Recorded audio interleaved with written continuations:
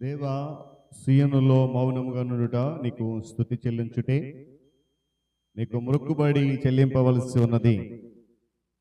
ప్రార్థన ఆలకించువాడా, సర్వ శరీరులు నీ యొద్దకు వచ్చెదరు. నీ ఆవరణములలో నివసించున్నట్లు నీవు ఏర్పరచుకొని చేర్చుకున్నవాడు ధన్యుడు. నీ పరిశుద్ధాలయము చేత, నీ మందిరములోని మేలు చేత మేము తృప్తి పొందేదము. ప్రియ దేవుని సంగమా, మనం అందరం కూడా నిలబడి ఆంధ్ర క్రైస్తవ కీర్తన పుస్తకముల నుండి 618వ స్తుతి కీర్తన పాడుతూ మన ఈ ఆరాధన క్రమాన్ని ప్రారంభించుకుందాం. చేరొచ్చిన మనమంతా కూడా లేచి నిలబడదాం. ఆంధ్ర క్రైస్తవ కీర్తన పుస్తకముల నుండి 618వ స్తుతి కీర్తన పాడుతూ ఆరాధన క్రమాన్ని ప్రారంభించుకుందాం. పితృ పుత్ర శుద్ధాత్మాలై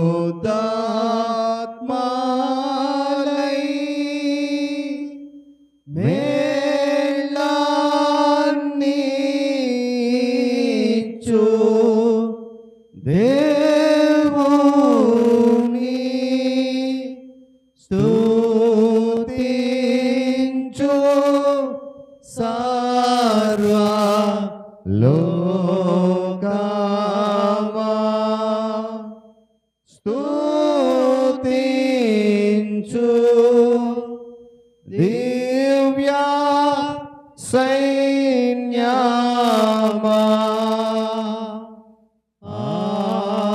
ఆమేన్.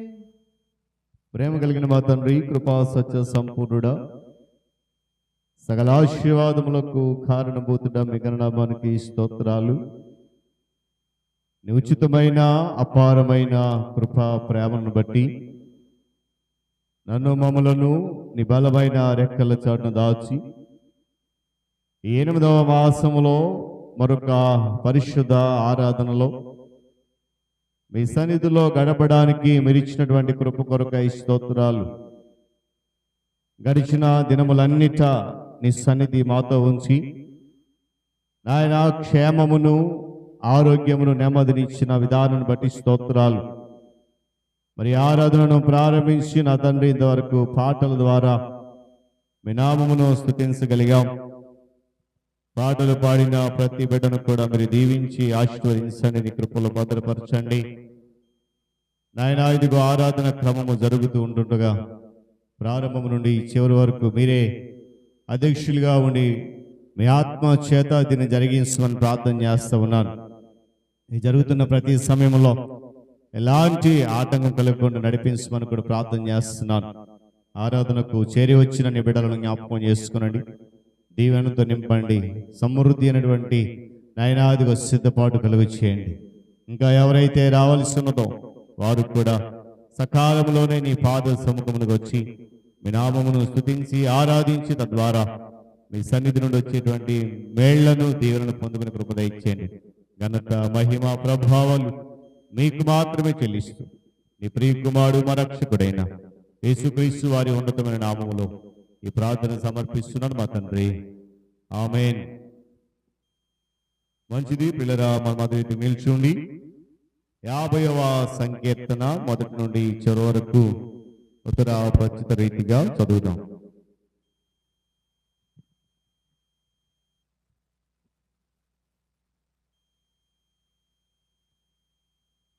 ఆసాపు రాసిన 50వ కీర్తన మొదటి నుండి చివరి వరకు ఉత్తర ప్రచిత రీతిగా చదువుదాం. దేవాతి దేవుడైన యెహోవా ఆజ్ఞయించుచున్నాడు, తూర్పు దిక్కు మొదలుకొని పడమటి దిక్కు వరకు భూనివాసులందరినీ రమ్మని ఆయన పిలుచుచున్నాడు. పరిపూర్ణ సౌందర్యము గల సీయోనులో నుండి దేవుడు ప్రకాశించుచున్నాడు. మన దేవుడు వేయించేయుచున్నాడు, ఆయన మౌనముగా నుండడు. ఆయన ముందర అగ్ని మండుచున్నది, ఆయన చుట్టూ ప్రచండ వాయువు విసురుచున్నది. ఆయన తన ప్రజలకు న్యాయము తీర్చుటకై బల్యార్పణ చేత నాతో నిబంధన చేసుకొనిన నా భక్తులను నా యొద్దకు సమకూర్చుడని మీది ఆకాశమును భూమిని పిలుచుచున్నాడు. దేవుడు తానే న్యాయకర్త ఉన్నాడు, ఆకాశము ఆయన నీతిని తెలియచేయుచున్నది. నా జనులారా, నేను మాట్లాడబోవచున్నాను, ఆలకించుడి. ఇశ్రాయేలు ఆలకింపుము. నేను దేవుడను, నీ దేవుడను. నేను నీ మీద సాక్ష్యము పలికెదను. నీ బలుల విషయమై నేను నిన్ను గద్దించుటలేదు. నీ దహన బలులు నిత్యము నా ఎదుట కనబడుచున్నవి. నీ ఇంట నుండి కోడినైనను, నీ మందలో నుండి పొట్టేలనైనను నేను తీసుకొనను. అడవి మృగములన్నయు 1000 కొండల మీద పశువులన్నయు నావే కదా. కొండలలోని పక్షులన్నిటినీ నేను ఎరుగుదును. పొలములలోని పశువాదులు నా వశమై ఉన్నవి. లోకమును దాని పరిపూర్ణతయు నావే. నేను ఆకలిగొనులను నీతో చెప్పను. వృషభములు మాంసము నేను తిందునా, పొట్టేళ్ల రక్తము త్రాగుదునా. దేవునికి స్తుతి యాగము చేయుము, మహోన్నతునికి నీ మ్రొక్కుబడులు చెల్లించుము. ఆపత్కాలమున నీవు నన్ను గూర్చి మొర్రపెట్టుము. నేను నిన్ను విడిపించదను, నీవు నన్ను మహిమపరచదవు. భక్తిహీనులతో దేవుడు ఇట్లు సెలవిచ్చుచున్నాడు. నా కట్టడలు వివరించుటకు నీకేమి పని? నా నిబంధన నీ నోట వచించదవేమి?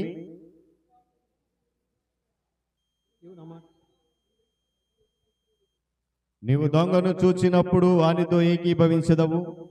వ్యభిచారులతో నీవు సాంగత్యము చేసేదవు. కీడు చేయవల్లని నీవు నోరు తెరుచుచున్నావు. నీ నాలుక కపటము కల్పించుచున్న. నీవు కూర్చుండి నీ సహోదరుని మీద కొండెములు చెప్పుచున్నావు. నీ తల్లి కుమారుని మీద అపనిందలు మోపుచున్నావు. ఇట్టి పనులు నీవు చేసినను నేను మౌనునై ఉంటిని. అందుకు నేను కేవలము నీ వంటి వాడనని నీవనుకుంటివి. అయితే నీ కన్నుల ఎదుట ఈ సంగతులను నేను వరుసగా ఉంచి నిన్ను గద్దించదను. దేవుని మనస్సు అరలారా, దీన్ని యోచించుకొనుడి. లేని ఎడల నేను మిమ్మల్ని చీల్చివేయుదును. తప్పించు వాడెవడునో లేకపోవును. స్తుతియాగము అర్పించేవాడు నన్ను మహిమపరచుచున్నాడు. నేను దానికి దేవుని రక్షణ కనపరచినట్లు వాడు మార్గము సిద్ధపరచుకొనెను. దేవుడు తన పరిశుద్ధ మాటలు మన కొరకు దీవించును గాక. ప్రియులారా, మనం అందరం కూడా తెరిచి నిల్చుండి ఆంధ్ర క్రైస్తవ కీర్తన పుస్తకం నుండి 27వ పాట. ఆంధ్ర క్రైస్తవ కీర్తన పుస్తకంలో నుండి 27వ పాట పాడుతూ ప్రభు సన్నిధిలో ఈ ఆరాధనను ముందుకు కొనసాగుతాం. దేవునికి మహిమ కలుగునుగాక, కలుగునున్నతమైన ఘన స్థలములందునా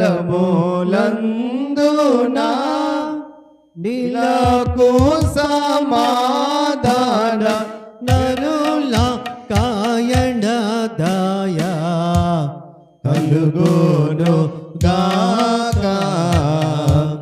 దేవునికి మహిమ కలుగునుగాక.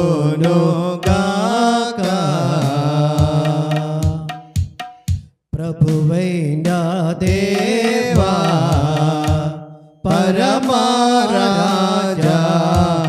సర్వ పరిపాలన పరిపూర్ణ శక్తి గల పరమ జనక నిన్ను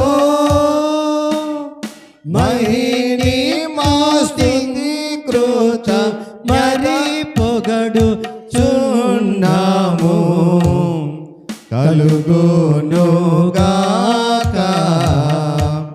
దేవునికి మహిమ కలుగునుగాక.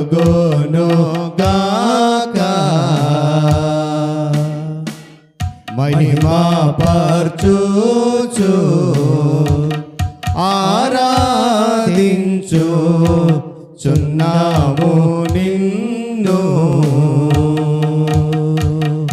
మహిమాతిశయమును మదిదలంచియు నీకు మహిని మాస్తుతి కృత జ్ఞతనిచుచున్నాము.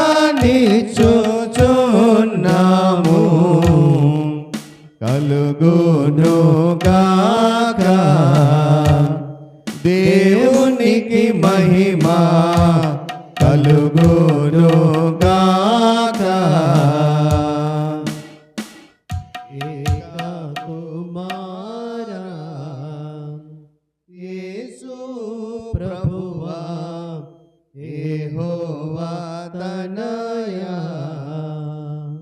లోక పాపము మోయు ఏక దేవుని గొర్రె పిల్ల మమ్మును కనికరించుము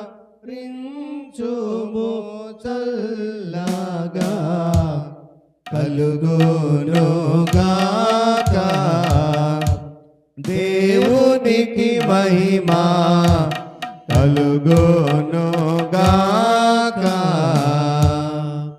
లోక పాపములు మోయుచు పోవు యేసు రక్షక వాసిగా జనకుని కుడి వైపున కూర్చుండి యేసు మా ప్రార్థన నాలికరించు కలుగునుగాక దేవునికి మహిమా కలుగునుగాక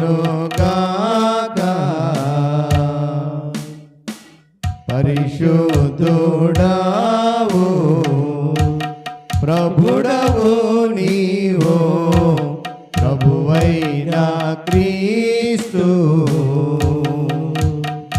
పరిశుద్ధాత్మతో తండ్రి అయిన దేవుని యందు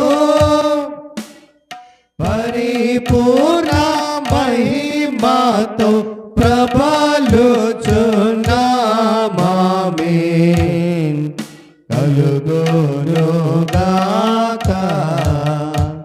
దేవునికి మహిమా కలుగునుగాక. దయచేసి కూర్చుందాం. దేవుని పరిశుద్ధ గణనామానికి మహిమ కలుగునుగాక. హల్లెలూయా చెప్తామా? హల్లెలూయా. మంచిది పిల్లరా, దేవుడు చక్కటి శ్రేష్టమైన సమయాన్ని అవకాశాన్ని మనలా ఇటు రీతిగా ఈ పరిశుద్ధ ఆదివారం ఆరాధనలో చేరి ఆయన నామాన్ని స్తుతించడానికి ప్రభు ఇచ్చాడు. అందును బట్టి ఆయన గణనామానికి మహిమ కలుగునుగాక. మరి సమయంలో ఈ పరిశుద్ధ ఆరాధనలో ధ్యానించడానికి దేవుని వాక్య భాగము మనము చదువుదాం. పరిశుద్ధ గ్రంథంలో నుండి నిర్గమాకాండము 14వ అధ్యాయము 1 నుండి 4 వచన గల భాగాన్ని ఈ దినపు ధ్యాన భాగంగా మనం చదువుదాం. నిర్గమాకాండము 14వ అధ్యాయము 1 వచనం నుండి 4 వచన గల భాగాన్ని ఈ దినపు ధ్యాన భాగంగా మనం చదువుదాం. ఈ వాక్య భాగాన్ని పాస్టర్ గారు వచ్చి చదివి వినిపిస్తారు. తదుపరి హేమలత లారెన్స్ గారు మనలను విజ్ఞాపన ప్రార్థనలో నడిపిస్తారు. దేవుడి వాక్యము నిర్గమాకాండము 14వ అధ్యాయము 1 నుంచి 4 వచనాలు. మరియు యెహోవా మోషేతో ఇలాగూ సెలవిచ్చెను, ఇశ్రాయేలు తిరిగి ఇహపరతు ఎదుటను అనగా మికోదులకు సముద్రమునకు మధ్యనున్న బలేస్పోను ఎదుటను దిగవలనని వారితో చెప్పుము. దాని ఎదుట సముద్రము వద్ద వారు దిగవలెను. ఫరో ఇశ్రాయేలును గుచ్చి వారి ఈ దేశములో చిక్కుబడి ఉన్నారు, అరణ్యము వారిని ముంచివేనని అనుకునెను. అయితే నేను ఫరో హృదయమును కఠినపరిచెదను. అప్పుడు వారు త్వరగా నేను ఫరో వలెను అతన్ని సమస్త సేవలను మహిమ తెచ్చుకొందెనను. నేను యెహోవానని ఐగుప్తు అందరూ తెలుసుకుందనను. పరిశుద్ధ వాక్యం దేవుని దీవించును గాక. ఆమేన్.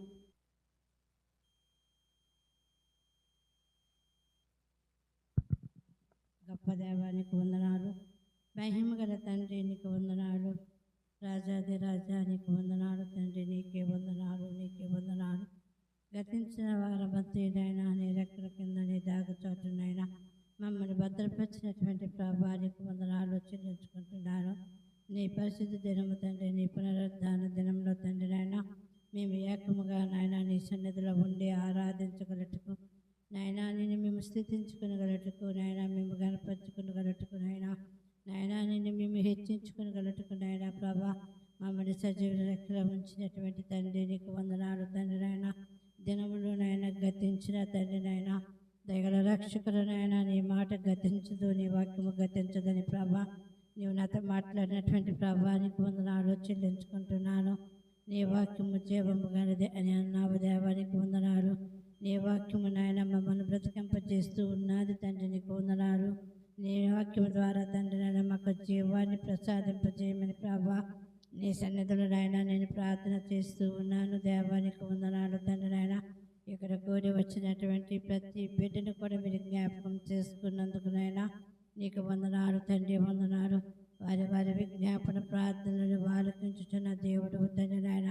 నాయన ఎవరు ఏ హృదయంతోనైనా తండ్రి నేను ఆరాధిస్తూ ఉన్నారు, ఏ వేదనతోనైనా నీ సన్నిధిలో ప్రార్థన చేస్తూ ఉన్నారు, ఏ అవసరతల నిమిత్తమే నీ నామములు గనపరుస్తూ ఉన్నారు, ఏ అక్కర్ల నిమిత్తమే నిన్ను అడుగుచూ ఉన్నారు తండ్రి నాయన, వారి వారి కోరికలు నాయన సఫలపరచమని ప్రభా నీ సన్నిధిలో నాయన మేము ప్రార్థన చేస్తూ ఉన్నాము తండ్రి, నీకు వందనాలు. రాలేకపోవచ్చున్న నీ బిడ్డలు నాయన తండ్రి నాయన తగిన సమయంలో రాగలటకు తండ్రి నాయన నీ కృప చూపించమని ప్రభా నీ సన్నిధిని ప్రార్థన చేస్తూ ఉన్నాను. దయగల రక్షకులు నాయన ప్రభునైనా నీ యాజకుని నాయన నీ సిలువ చాటులో నాయన నీవు నిలవబెట్టుకోమని ప్రార్థన చేస్తూ ఉన్నాను. నాయన యాజకుడు ద్వారా తండ్రి నాయన ఏ వాక్యం అయితే నాయన నువ్వు నాతో మాట్లాడగలుగుతూ ఉన్నావో ఆ వాక్యము నాయన నాకు నాయన నేను బ్రతకగలటకు తండ్రి నాయన, ఆ వాక్యం ద్వారా నాయన నేను జీవించగలటకు తండ్రి నాయన నీవు నాతో మాట్లాడమని ప్రభా నీ సన్నిధిలో నేను ప్రార్థన చేస్తూ ఉన్నాను. నాయన బిడ్డ కుటుంబాన్ని మీరు దీవించావు తండ్రి, నీకు వందనాలు. ఆశీర్వదించావు నాయన, నీకు వందనాలు.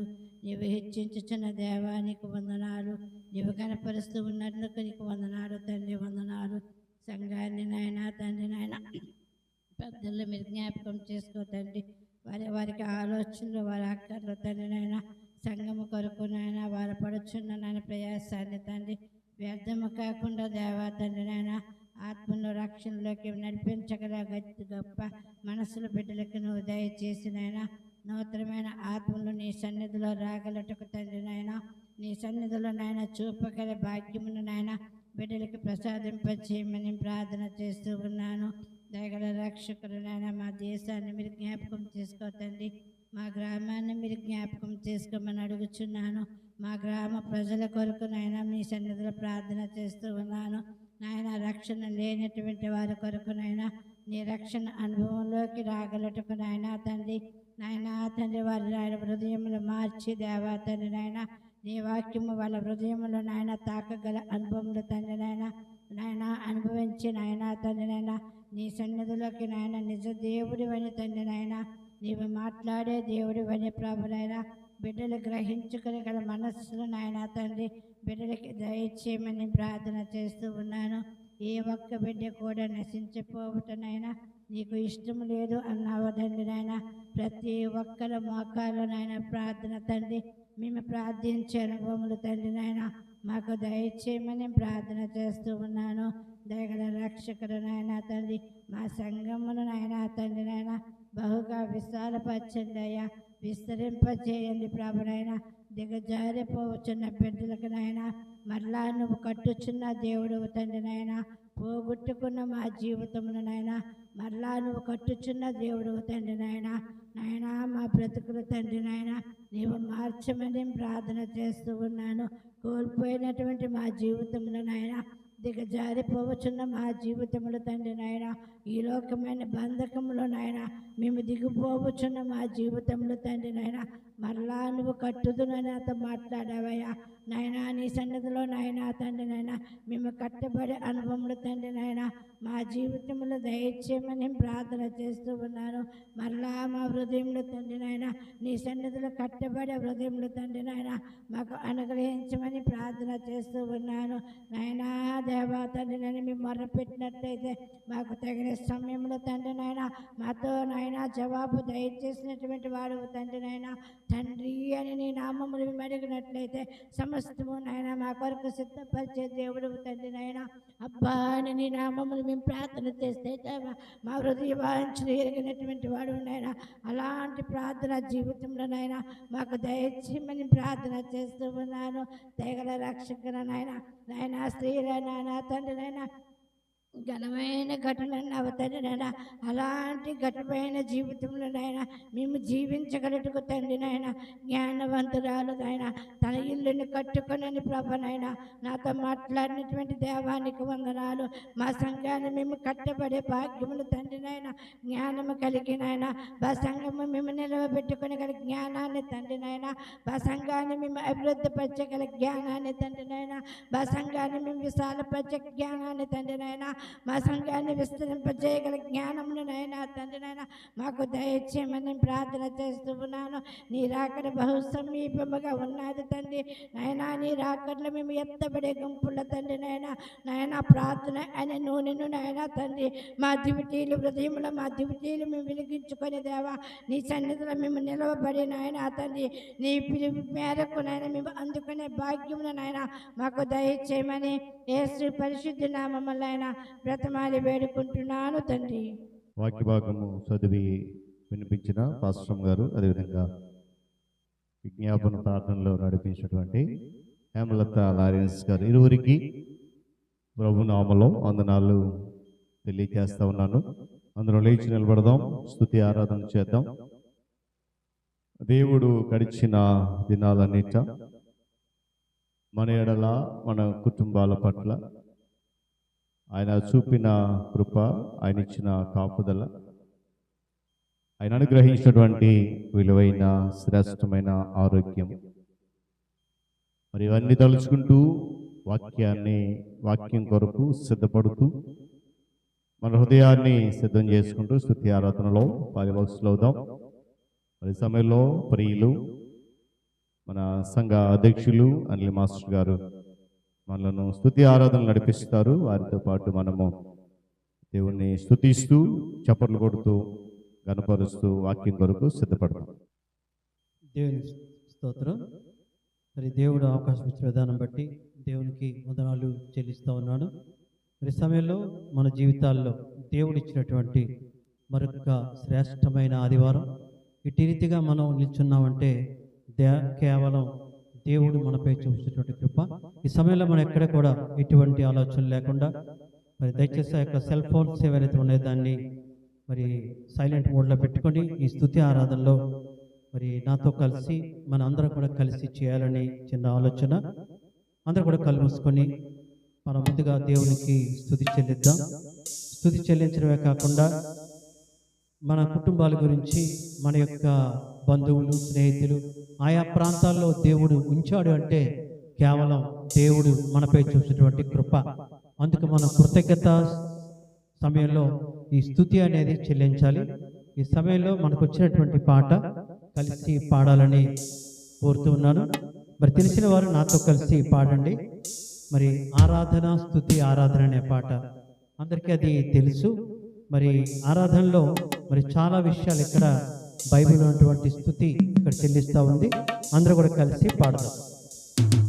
ఆరాధనా స్తుతి ఆరాధనా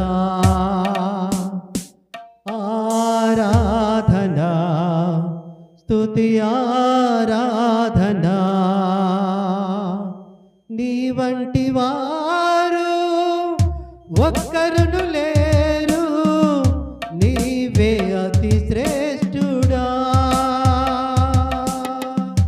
నీ వంటి వారు ఒక్కరును లేరు, నీవే అతి శ్రేష్ఠుడా. దూతగణములు నిత్యము కొలిచే నీవే పరిశుద్ధుడా. నిన్న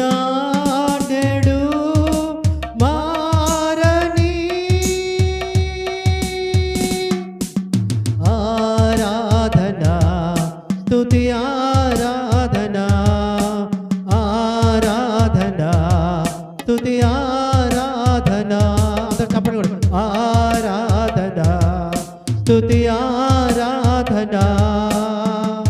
నీ వంటి వారు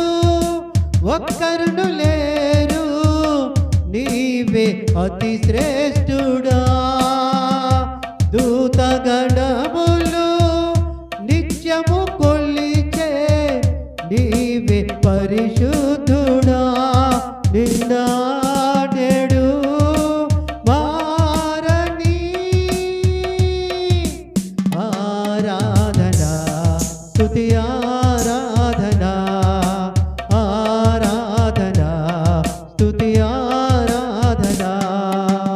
అలాగే మనం స్తుతి చెల్లిద్దాం ఉందో ఈ సమయంలో మనం బైబిల్లో చూస్తే మరి ఆ అబ్రహాము ఇస్సాకు ఉన్నారు. వాళ్ళు చేసింది కూడా ఒక అద్భుతమైనటువంటి ఆరాధన. అదేవిధంగా మరి స్టెఫన్ని రాళ్ళతో కొడతారు. అలాంటప్పుడు కూడా స్టెఫన్ చేసేది కూడా ఒక స్తుతి ఆరాధన. దాన్ని సమయంలో మనం గుర్తు చేసుకుందాం. అబ్రహాము ఇస్సాకును బలి ఇచ్చిన ఆరాధన రాళ్ళతో చంపబడిన స్టెఫను వలె ఆరాధన. అబ్రహాము ఇస్సాకును బలి ఇచ్చిన ఆరాధన రాళ్ళతో చంపబడిన స్టెఫను వలె ఆరాధన ఆరాధన స్తుతి ఆరాధన. అందరూ చెప్తున్నా స్తుతి ఆరాధన ఆరాధన స్తుతి ఆరాధన. నీ వంటి వారు ఒక్కరును లేరు నీవే అతి శ్రేష్ఠుడా దూతగణములు నిత్యము కొలిచే నీవే పరిశుద్ధుడా నిన్నా నేడు మారని ఆరాధన స్తుతి ఆరాధన. అందరికీ చెప్తారా స్తుతి ఆరాధన ఆరాధన స్తుతి ఆరాధన. ఈ సమయంలో మనం ఆలోచిద్దాం. ఆ విధంగా మరి అబ్రహాము ఇస్సాకు స్టెఫను ఆరాధన మనం చూస్తే మనం ఏ విధంగా ఆరాధన చేస్తూ ఉన్నాం. నీ జీవితంలో నా జీవితంలో ఎన్నో మేలు దేవుడు దయచేశాడే. మనం ఏం చేస్తూ ఉన్నాం? అదేవిధంగా దానియేలు సింహబోన్లో ఉంటే దానియేలు స్తుతి ఆరాధన చేయడం బట్టే మరి అద్భుతంగా దానియేలుని దేవుడు తప్పించాడు. అదేవిధంగా దావీదు కూడా మరి వీధుల్లో నాట్యమాడుతూ స్తుతి ఆరాధన చేశాడు. ఆ స్తుతి ఆరాధన మనం గుర్తు చేసుకుందాం. దానియేలు సింహపు బోనులో చేసిన ఆరాధన వీధులలో నాట్యమాడిన దావీదు ఆరాధన. దానియేలు సింహపు బోనులో చేసిన ఆరాధన వీధులలో నాట్యమాడిన దావీదు ఆరాధన ఆరాధన స్తుతి ఆరాధన ఆరాధన స్తుతి ఆరాధన ఆరాధన స్తుతి ఆరాధన. నీ వంటి వారు ఒక్కరును లేరు నీవే అతి శ్రేష్ఠుడా దూతగణములు నిత్యము కొలిచే నీవే పరిశుద్ధుడా నిన్నా నేడు మారని ఆరాధన స్తుతి ఆరాధన ఆరాధన స్తుతి ఆరాధన. నిజమే. ఈ విధంగా దేవునికి ఎల్లప్పుడూ కూడా మనం స్తుతి చెల్లించాలి, కృతజ్ఞతలు చెల్లించాలి. మరి స్తుతి అనేది పాటలు పాడడం ద్వారా చెల్లించవచ్చు, ప్రార్థన చేయడం ద్వారా చేయించవచ్చు, దేవుని మాటలు వినడం ద్వారా కూడా చెల్లించవచ్చు. అయితే ఈ స్తుతి అనేది ఎప్పుడు కూడా మనం చెల్లించేటట్టుగా ఉండాలి. సర్వా సమయములలో ఒక దగ్గర అంటాడు, సర్వా సమయములలో నీ స్తుతి గానం అంటూ అది కూడా మనం పాడుతూ దేవుని స్తుతించుకుందాం. సర్వా సమయములలో నీ స్తుతి గానం ఎల్ల వేళలయందు నీ నామ ధ్యానం. సర్వా సమయములలో నీ స్తుతి గానం ఎల్ల వేళలయందు నీ నామ ధ్యానం. మాకదే మేలు ఈ జీవితమున స్తుతించు రక్షక. మాకు నాకదియే మేలు ఈ జీవితమున స్తుతింతు నా రక్షకా. జీవితమంతా నీ ప్రేమగానో ప్రణుతింతుమో యేసు దేవా. ప్రచురింతు మేము నీ కీర్తి ఆనంద గానంబుతో. అదేవిధంగా నిజమే పాట పాడుకున్నాం కదా, మరి స్తుతి అనేది సర్వ సమయంలో చేయాలి, ఎప్పుడు కూడా దేవుని చెల్లించాలి. మరి ఇప్పుడే చెప్పాను, స్తుతి చెల్లించడం అంటే కృతజ్ఞత. పాటల ద్వారా చెల్లిద్దాం, ప్రార్థన ద్వారా చెల్లిద్దాం, మనస్ఫూర్తిగా హృదయ అంతరంగం నుంచి చెల్లిద్దాం. ఈ స్థితి దేవుడు మనకి ఇచ్చాడంటే దేవుడు ఎంతగా దేవునికి స్తుతి చెల్లించాలో ఆ పాటను కంటిన్యూ చేద్దాం. సృష్టినంతటిని నీ మాట చేత సృజించితివిగా మా దేవదేవా. సృష్టి అంతటిని నీ మాట చేత సృజించితివిగా మా దేవదేవా. నీ ఘనమగు మహిమ వర్ణింపతరమా స్తుతింతు నా రక్షకా. నీ ఘనమగు మహిమ వర్ణింపతరమా స్తుతింతు నా రక్షకా. జీవితమంతా నీ ప్రేమగానో స్తుతింతుమో యేసు దేవా. ప్రచురింతు మేము నీ కీర్తి ఆనంద గానంబుతో. హల్లెలూయా. అదేవిధంగా స్తుతిలో ఉందాం, స్తుతించుకుందాం. ఈ సమయంలో మన తాలూకు ఆలోచన, మన తాలూకు లక్ష్యం ఒక్కటే. దావీదు ఆ రీతిగా స్తుతించాడే. స్టెఫను తన రాళ్లతో కొట్టినప్పుడు కూడా దేవుని స్తుతించాడు. అబ్రహాము ఇస్సాకును బలిచ్చినప్పుడు కూడా దేవుణ్ణి స్తుతించాడే. దావీదైతే వీధుల్లో నాట్యమాడుతూ దేవుని స్తుతించాడు. నేను, నా కుటుంబం, నా సంఘం ఈ స్తుతి చెల్లించట్లో ఏ రీతిగా ఉన్నాం? మా యొక్క స్థానం ఏ పాటిది? నిజంగా అలాంటి ప్రార్థన చేసుకుందాం. మనల్ని ఎందుకు పనికిరాని అయినప్పటికీ కూడా దేవుడు ప్రేమిస్తూ ఎట్టి ఆదివారాలు ఇస్తూ ఉన్నాడే. దేవునికి ఏ విధంగా ఇప్పుడే పాడుకున్నాం, సృష్టిని అతనే సృష్టించాడు, సర్వ సమయంలో అతనే సృష్టి. సమయంలో ప్రార్థన చేసుకుందాం. కృపయ కనికరమగల మా ప్రభా, మీకే స్తుతి స్తోత్రం నాయన. మా యొక్క స్థుతిలో మీరున్నారు ప్రభా. మీ యొక్క ఆత్మ మా మధ్య సంచారం చేస్తుంది ప్రభా. మేము ఏమైనా తప్పుగా చేసినట్లయితే క్షమించండి ప్రభా. ఇలాంటి స్థుతి తప్ప ఎల్లవేళ ప్రభా ఇప్పుడే ఉత్తర ప్రత్యుత్తరాలు చదువుకొని ఉన్నాం ప్రభా. మరి దావీదు ఆ యొక్క ఆశాపు కీర్తన చదువుకుని ఉన్నాం ప్రభా. ప్రభా స్తుతి చెల్లించుట, దేవుని మహిమపరచుట, అట్టి రీతిగా ప్రభా మిమ్మల్ని మహిమపరిచేటట్టుగా ఆ యొక్క గుంపులో మేము మా సంఘం ఉండే భాగ్యం దయచేయమని మా ప్రభుని ప్రియరక్షణ యేసుక్రీస్తు పేరట అతి వినయంతో ప్రతిమాలి వేడుకొంచున్నాం మా తండ్రి. దేవుని పరిశుద్ధ నామమునకు మహిమ కలుగునుగాక. హల్లెలూయా చెప్తామా? హల్లెలూయా, హల్లెలూయా. చాలా సంతోషం పిల్లరా. దేవుడు తన మహాకృపను బట్టి 8వ మాసంలో మరలా ఈ పరిశుద్ధ ఆదివారం ఆరాధన కొరకు మనందరినీ సిద్ధపరిచినటువంటి విధానాన్ని బట్టి ఆయన పరిశుద్ధ గణనామానికి మహిమ ప్రభావములు కలుగునుగాక. చేరొచ్చిన మీ అందరికీ, సంఘ నాయకులైన వారికి, విశ్వాసులకు, మరి నూతనంగా మన మధ్యలో ఉన్నటువంటి ప్రియులు తండ్రి గారు కేజే భక్తవత్సల గారికి, అదేవిధంగా చాలా దినాల తర్వాత మరి అభి మన మధ్యలో ఉన్నాడు. అభి కూడా మరి ప్రభునామంలో వందనాలు తెలియజేస్తూ ఉన్నాను. వాక్య ధ్యానంలోకి వెళ్దాం. చదవనటువంటి వాక్య భాగంలో నిర్గమకాండము 14వ అధ్యాయము మొదటి 4 వచనాలు మన మధ్యలో ఈ దినపు ధ్యాన భాగంగా చదవబడ్డది మనము విన్నాం. ఈ భాగంలో ఎవరితో మాట్లాడుతున్నారు, ఏంటి మాట్లాడుతున్నారు, సందర్భం ఏంటి అనేటువంటి ఆలోచన మనము చేయగలిగితే,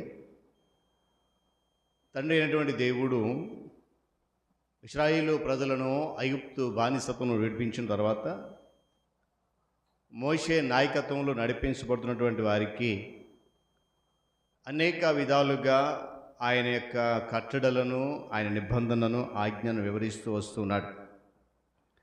అయితే ఈ భాగంలో ఆయన చెప్తున్న మాట ఏంటంటే, నేను మహిమ తెచ్చుకుంటాను అనే ఒక చక్కటి మాట వాడబడ్డది. ఇశ్రాయేలు ప్రజలు అనేక సంవత్సరాలు నిరీక్షించిన తర్వాత దేవుడు వారిని అద్భుతంగా మోషే ద్వారా ఐగుప్తు బానిసను విడిపించాడు.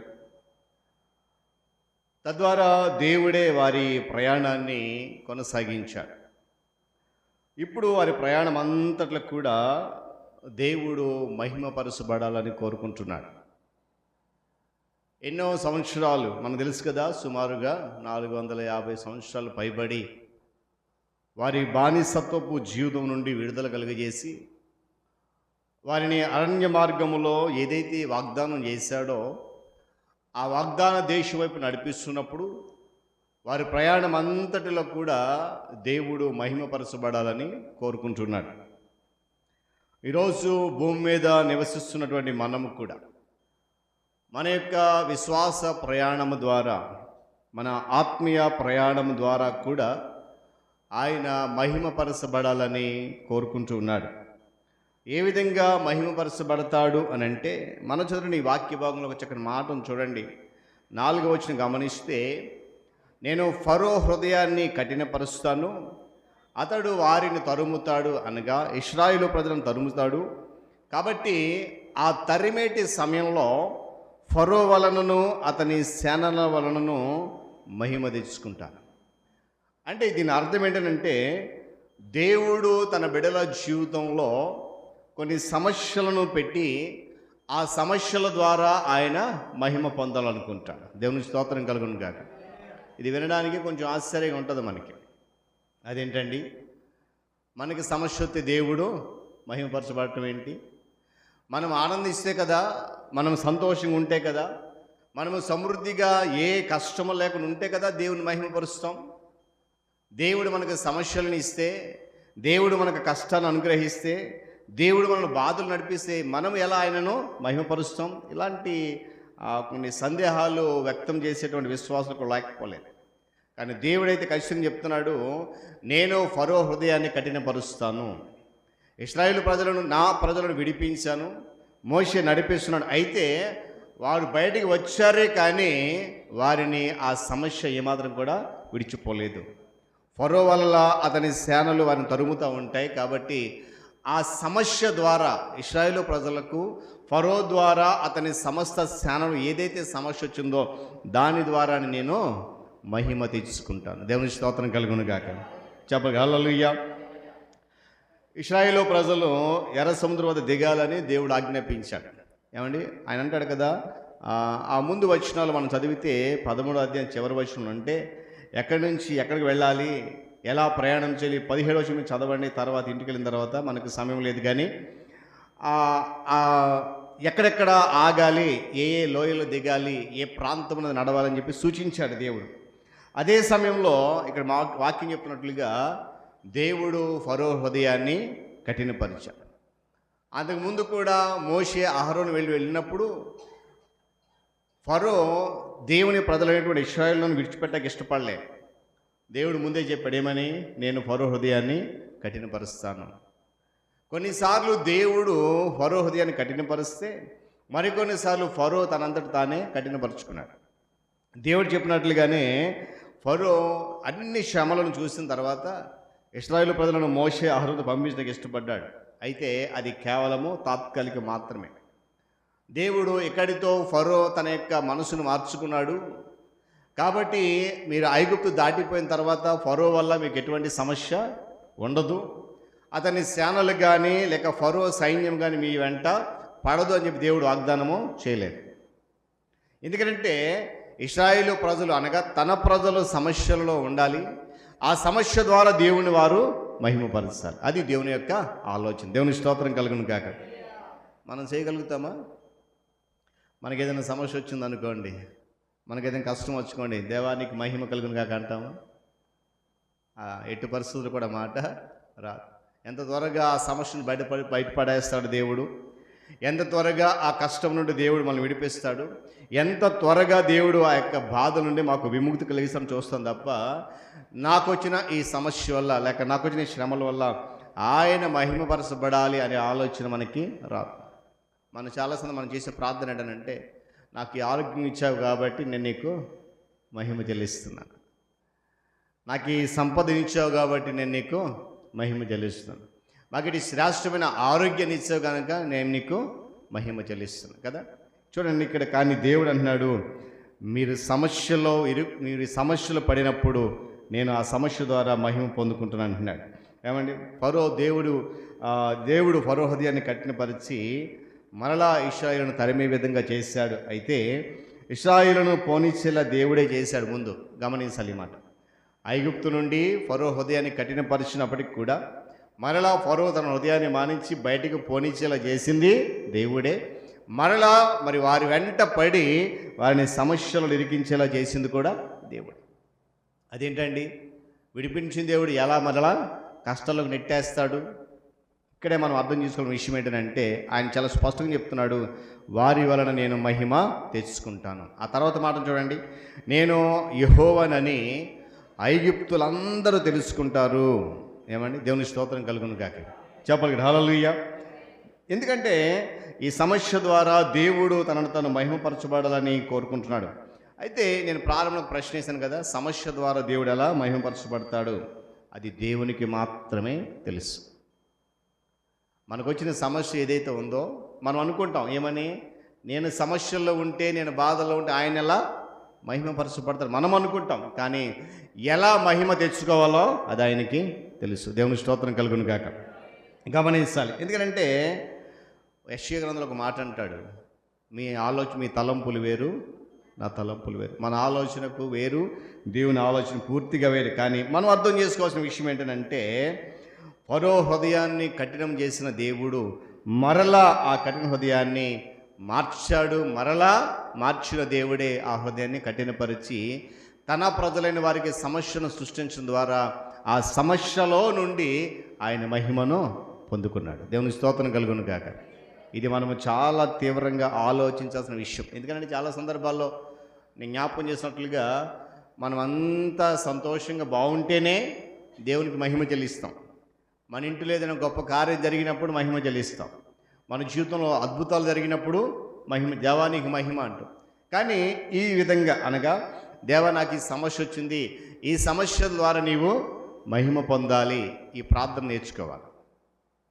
ఈ సర్వసాధారణంగా మనం ఎవరం చేయము, కానీ నేర్చుకోవాలి. ఎందుకంటే దేవుడు విశ్వమంతటిని కూడా ఏలుబడి చేసేటువంటి సర్వాధికారి ఆయన. ఈ సమస్త సృష్టి అంతా కూడా ఆయన అధికారంలో ఉంది. ఆయన అధికారం ద్వారానే నడిపించబడుతుంది. కాబట్టి తన సంకల్పం చెప్పున ఏదైనా చేయగల సమర్థుడైన. హల్లెలూయా. చెప్పాలి కదా, హల్లెలూయా. తన సంకల్పము తన బిడ్డల ద్వారా జరిగించడానికి ఏదైనా చేయగలడు. అయితే ఆయన చేసిన పనులన్నిటి వెనుక శ్రేష్టమైన ఉద్దేశాలు ఉంటాయనే సత్యాన్ని కూడా మనం మర్చిపోకూడదు. రోమాపత్రిక 9వ అధ్యాయము 18వ వాక్యం చూడండి ఒకసారి. రోమిలికి రాసిన పత్రిక 9వ అధ్యాయము 18వ వాక్యం.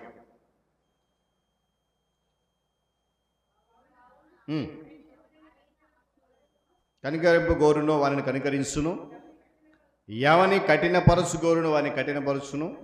అట్లయితే ఆయన చిత్తమును ఎదిరించు వాడెవడు? ఆయన ఇక్కడ నేరము మోపనేలా అని నీవు నాతో చెప్పుదువు. దేవునికి ఎదురు చెప్పుటకు నీవెవడవు? నన్నెందుకు ఇలాగు చేసితువని రూపింపబడినది రూపించువానితో చెప్పునాను. అక్కడ చాలా మనం ఇందాక చెప్పాను నేను, ఎవరిని కనికరిస్తాడో వారిని కనికరిస్తాడు, ఎవరిని కఠినపరచాలో వారిని కఠినపరుస్తాడు. ఈ సత్యాన్ని మనం మర్చిపోకూడదు. ఫరో హృదయం కఠినపరచబడడం ద్వారా దేవుడు మహిమ తెచ్చుకోవాలని ఆశిస్తూ ఉన్నాడు. ఫరోతో పాటు తన సైన్యము, తన సేనలు ఇశ్రాయేలును సమస్యలలో సృష్టించడం ద్వారా మహిమ తెచ్చుకోవాలని ప్రభు ఎదురు చూస్తూ ఉన్నాడు. అందుకే మాట, ఎవరిని కఠినపరచుకోరాలో వారినే, అందరినీ కఠినపరచడండి ఆయన. గమనించాలి ఈ మాట, అందరినీ కఠినపరచడం. ఎవరి హృదయాన్ని కఠినపరచాలో ఆయన తెలుసు, ఎవరి హృదయాన్ని మెత్తగా చేయాలో అది కూడా ఆయనకి తెలుసు. అందుకే మాట చెప్పాను, సర్వమును ఏలేటువంటి సర్వాధికారి ఆయన కనుక తన సంకల్పం చెప్పున ఏదైనా చేయగల సమర్థుడు. కనుక ఈరోజు నేను గంప చేసే మాట ఏంటంటే, ఒకవేళ మనకు సమస్య ఏదైనా వచ్చిందనంటే, మనకి ఏదైనా కష్టం వచ్చిందనంటే, ఆ కష్టం ద్వారా ఆ సమస్య ద్వారా దేవుడు మహిమపరచబడతాడనే సత్యాన్ని మనం నేర్చుకోవాలి. మనం సంతోషంగా ఉన్నప్పుడు ఆనందంగా ఉన్నప్పుడు ఏ బాధ లేకుండా అన్ని సమృద్ధిగా ఉన్నప్పుడు దేవుడు మహిమపరచ అది కాదు. మనం సమస్యలు ఉన్నప్పుడు కూడా ఆ సమస్య ద్వారా ఆయన మహిమ తెచ్చుకోగల విషయాన్ని జ్ఞాపకం చేస్తున్నారు. చూడండి అదే 14వ అధ్యాయము 13-14 వచ్చిన చదువుతాం. అందుకు మోషే భయపడకుడి, చూడుడి చూడరు, యెహోవా మీ పక్షమున యుద్ధము చేయును, మీరు ఓరైకే ఉండాలని ప్రజలతో చెప్పాడు. చూడండి, మొదటి 4వ వచనం గమనించినప్పుడు దేవుడు ఏమన్నాడు? నేను సమస్యల ద్వారా మహిమ తెచ్చుకుంటాను. రెండోది ఏంటంటే, ఆయన మనకు చేసినటువంటి వాగ్దానాల ద్వారా కూడా మహిమ తెచ్చుకుంటాడు. హల్లెలూయా చెప్పాలి గట్టి, హల్లెలూయా. రెండవది చాలా సులభం, ఎందుకంటే దేవుడు వాగ్దానం చేశాడు కనుక మన జీవితంలో నెరవేరుతుంది కాబట్టి మనం మహిమ చెల్లిస్తాం. అయితే మొదటిది మనం నేర్చుకోవాలి, ఏది? మన సమస్య ద్వారా ఆయన మహిమ తెచ్చు. ఇక్కడ చూడండి, వాగ్దానం ఏంటనంటే, ఫరో హృదయాన్ని దేవుడు కఠినపరచడం ద్వారా అతడు ఇశ్రాయేలు ప్రజలను తరమడం ప్రారంభించాడు. ముందేమన్నాడు? విడిచిపెట్టేసిన తర్వాత దేవుడు మోషే యొక్క ఆధ్వర్యంలో నడిపిస్తూ ఉన్నాడు. చూడండి, ఒకసారి వెనక్కి వెళ్దాం. 13వ అధ్యాయము 17 వచనం చదవండి ఒకసారి. ఫరో ప్రజలను పోనీయగా దేవుడు అనుకున్నాడంట, ఈ ప్రజలు యుద్ధం చూసినప్పుడు వారు పశ్చాత్తాపపడి ఐగుప్తులకు తిరుగుదురేమనుకుని ఫిలిష్తీయుల దేశము సమీపమునైనను ఆ మార్గమునైనను వారిని నడిపించలేదు. చుట్టూ దారియకు ఎర్ర సముద్రపు అరణ్య మార్గమున నడిపించాను. ఆ తర్వాత మాట, ఇశ్రాయేలు ఇద్దరు సన్నద్ధులై ఐగుప్తును వచ్చేసారు. ఫరో హృదయాన్ని దేవుడు కఠినపరిచిన తర్వాత మరలా ఏం చేశాడంట? విడిచిపెట్టేశాడు. ముందు మరలా తరమడం ప్రారంభించాడు. ఆ ముందు వచ్చిన ఉంటుంది, వీళ్ళందరూ వెళ్ళిపోతే మన సంపద తరిగిపోద్ది. ఇశ్రాయేలు ప్రజలందరూ ఉండడం వల్ల ఒకలా ఇద్దరు సుమారుగా చెప్పండి ఎంతమంది? 6 లక్షల మంది. 6 లక్షల మంది ఒకేసారి దేశం విడిచిపెట్టి వచ్చేస్తే ఫరో అనుకున్నాడు, ఎంతమంది వెళ్ళిపోతుంటే మన దేశానికి నష్టమే కలుగు. ఇంతవరకు వారి ద్వారా చాలా సంపద సంపాదించుకున్నాం, చాలా సంపద సృష్టించబడింది. కానీ ఇప్పుడు ఈ 6 లక్షల మంది వెళ్ళిపోతే దేశానికి నష్టం. వాళ్ళ పని చేసేవాడు ఎవడు ఉండడు. ప్రాముఖ్యంగా అది వారి సమస్య. కానీ దేవుడు తన ప్రజలు అద్భుతం విడిపించిన తర్వాత మరలా ఆ ఫరో తన హృదయాన్ని కఠినం చేసుకొని ఇశ్రాయేలు ప్రజలు తరమడం ప్రారంభించాడు. అయితే ఇక్కడ సమస్య ఏంటనంటే, వెళ్తూ ఉన్నప్పుడు అక్కడ ఒక సమస్య వచ్చింది. 15వ వచనంలో ఏంటనంట, ఎర్ర సముద్రం. మన ప్రారంభంలో చెప్పాను కదా, దేవుడు ఎక్కడ వారిని దిగమన్నాడో, ఏ మార్గం నడవమన్నాడో అదే వారు చేయాల్సి వచ్చిన పరిస్థితి ఏర్పడింది. ఇక్కడ వారు వెళ్తూ ఉంటే ఆ ప్రయాణంలో చాలా సంతోషం వెళ్ళిపోతున్నారు. కానీ వారికి తెలియంది ఏంటంటే, మేము సమస్యల నుండి బయటపడ్డాం అనుకుంటున్నారు, కానీ మరలా ఆ సమస్య మా వెనక్కి వస్తుందన్న సత్యాన్ని వారు గుర్తించలేదు. 450 సంవత్సరాలు ఈ బానిసత్వం విడిపోయింది. మా జీవితంలో సమస్య అంటే ఏమీ లేదు, ఇక ఈ కష్టం మాకు రాదని చాలా ఆనందంగా ప్రయాణం కొనసాగిస్తున్నారు. వెళ్ళిపోతున్న మార్గంలో నేను ప్రారంభం చెప్పినట్లుగా వారికి ఎదురైన సమస్య ఏంటంటే ఎర్ర సముద్రం. గమనించాలి ఈ మాట. ఆ సమస్య ద్వారా దేవుడు మహిమ తెచ్చుకొని చూశాడు. ఎప్పుడైతే ఎర్ర సముద్రం చూశారో వారి సంతోషం అంతా కూడా ఏమైపోయిందనంటే ఆవిరైపోయింది. అరే, ఇంత కష్టపడి దేవుడు నడిపిస్తున్నాడు, ఇంత సంతోషంగా వస్తున్నాం, తీరా చూస్తే ఎదురుకెర. ఇది దాటితే కానీ శత్రు సైన్యం నుండి విడిపించుకోలేము. సరే, ఎర్ర సముద్రం ఎదురొచ్చింది. చాలా బాధపడిపోతూ ఉన్నారు. ఏం చేయాలో తెలియని స్థితి. ఇంతలో వెనక ఫరో సైన్యాన్ని మరొకసారి వాళ్ళు చూశారు. గమనించాలి, మనకు ఒక సామెత ఉంది కదా, ముందు చూస్తే చెప్పాలి, ముందు చూస్తే నువ్వు వెనక్కి చూస్తే గొయ్యి అన్నట్టు. అప్పటి వరకు సంతోషంగా ఆనందంగా ప్రయాణం చేసిన ఇశ్రాయేలు ప్రజలు ఒక్కసారిగా ఎర్ర సముద్రం చూసేసరికి వారి సంతోషం సగం ఆవిరైపోయింది. రెండవది, వెనక ఫరో సైన్యం చూడగానే వారి ఆనందం అంతా పూర్తిగా తొలగిపోయింది. అప్పటి వరకు దేవుని స్తుతించి దేవుని మీద నమ్మకం పెట్టుకొని దేవుని నడుస్తున్నటువంటి ఇశ్రాయేలు ప్రజలు ఒక్కసారిగా మనస్సు మార్చుకొని మోషే మీద సనగడం ప్రారంభించారు. మోషే మీద సనగడం ఎంత విచారం చూడండి. అప్పటి వరకు ఎలాంటి కష్టం లేకుండా, ఎలాంటి ఇబ్బందులు, ఆహార విషయంలో అయితేనేమి, ప్రయాణ విషయంలో అయితేనేమి, నివాసాల విషయంలో అయితేనేమి, శత్రువు నుండి విడిపించే విషయం అయితేనేమి, అన్ని విషయాల్లో సమృద్ధిగా సహాయం చేసినటువంటి దేవుని ఒక్కసారి వారు మరచి ఏం చేస్తున్నారంట, మోషే మీద సనగ. బహుశా అనుకుంటారు, ఒరే మోషే ఎంత పని చేసావురా నువ్వు. ఇక్కడ రాయపడలేదు కానీ వాళ్ళ యొక్క బహుశా వాళ్ళ ఆలోచన, ఎంత పని చేసావు అక్కడేదో మేము మీరు తర్వాత చదవండి, ఇంత పని చేసావు నీవు, అక్కడ ఉన్నప్పుడు చక్కగా మాంసాహారం తిన్నాం, అది తిన్నాం, ఇది తిన్నాం, ఇప్పుడు చూస్తే అటు వెనక్కి వెళితే ఫరో సైన్యం చంపేస్తుంది, ముందుకు వెళితే సముద్రంలో చచ్చిపోతాం. ఇలాంటి పరిస్థితుల్లో దేవుడు వాగ్దానం చేసిన మాట ఏంటంటే, చక్కటి వాగ్దానం అన్నాడు, మీరు భయపడొద్దు. దేవుని స్తోత్రం కలుగును గాక. చెప్పగలడు హల్లెలూయా. భయపడొద్దు, మీకు రక్షణ కలుగు చేస్తాడు దేవుడు. ముందున్న ఎర్ర సముద్రం కానీ వెనకొచ్చే ఫరో సైన్యం గారు మీకు ఎటువంటి హాని చేయదు. ఇది దేవుని యొక్క వాగ్దానం. మొదటి అన్నాడు, భయపడొద్దు మీరు. ఎందుకో తెలుసా, మీ ముందున్న ఎర్ర సముద్రం కానీ వెనుకున్న ఫరో సైన్యం కానీ మీకు ఎటువంటి హాని కలుగు చేయదు. ఏమంటే అంతకుముందే పిల్లరా ఆశ్చర్యకరంగా దేవుడు విని సంగతిని వారు మర్చిపోయారు. ఈరోజు మనం కూడా చాలా సందర్భాల్లో ఇలాగ చేస్తూ ఉంటాం. దేవుడు మన జీవితంలో అన్ని మేళ్ళు చేస్తూ, అన్ని గొప్ప గొప్ప కార్యాలు చేస్తూ అంత సమృద్ధిగా చూస్తున్నప్పుడు ఏదో ఒక చిన్న సమస్య రాగానే ఇశ్రాయేలు ప్రజల వాళ్ళు ఏం చేస్తాం, సనగడం ప్రారంభిస్తాం. దేవునికి నచ్చనేదే అది. తన బిడ్డల జీవితంలో దేవునికి నచ్చని విషయము ఒకటి ఉంది, అది పాపము. అది కాకుండా మరొక నచ్చని విషయం ఏంటంటే సనగడం అనేది దేవునికి అస్సలు ఇష్టం లేదు. ఊరుకోడు దేవుడు. తోటి విశ్వాసుల మీద కానివ్వండి, సేవకుల మీద కానివ్వండి, నాయకుల మీద కానివ్వండి, ఎవ్వరం కూడా ఎట్టి పరిస్థితుల్లో కూడా సణుగుడు అనేది రాకూడదు. ఎందుకంటే అది దేవునికి అసహ్యకరమైన పని. ఏమండి ఎందుకో తెలుసు, ఎందుకు మాట చెప్తానంటే, మిరియాము అహరోనులు మోసే మీద సనిగారు. అది మోసే వినలేదు. గమనించాలి ఈ మాట. అది మన వాక్యం కాదు కానీ ఒక మాట చెప్తున్నాను. ఇక్కడ ఎర్ర సముద్రం ఎదురొచ్చింది, వెనక ఫరో సైన్యం వచ్చింది. అప్పటి వరకు దేవుడు చేసిన కార్యాలన్నీ మర్చిపోయి సనగడం ప్రారంభించాడు. ఆ సణుగుడు అనేది ఎంత ఘోర పాపంగా దేవుడు వేయించాడు. ఎప్పుడైతే మిరియాము అహరోనులు మోషే మీద సనిగారో దేవుడు విన్నాడు. విని వెంటనే వారి మీద కోప్పడ్డాడు. కోప్పడి, ఆ సంగతి చాలామంది తెలుసు, కొంతమంది తెలియదు, వెంటనే వారి మీద కోప్పడినప్పుడు మిరియాముకు కుష్ఠరోగం వచ్చేసింది.